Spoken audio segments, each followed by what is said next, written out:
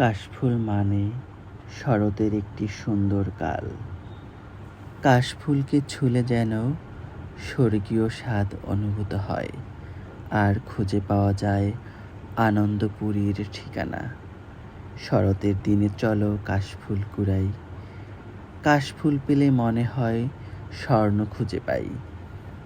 পরের জনমে আমি কাশফুল হব, তোমার রং বেরঙের চুড়ি আর মেহেদির রাঙা হাতের ছোঁয়া পাব।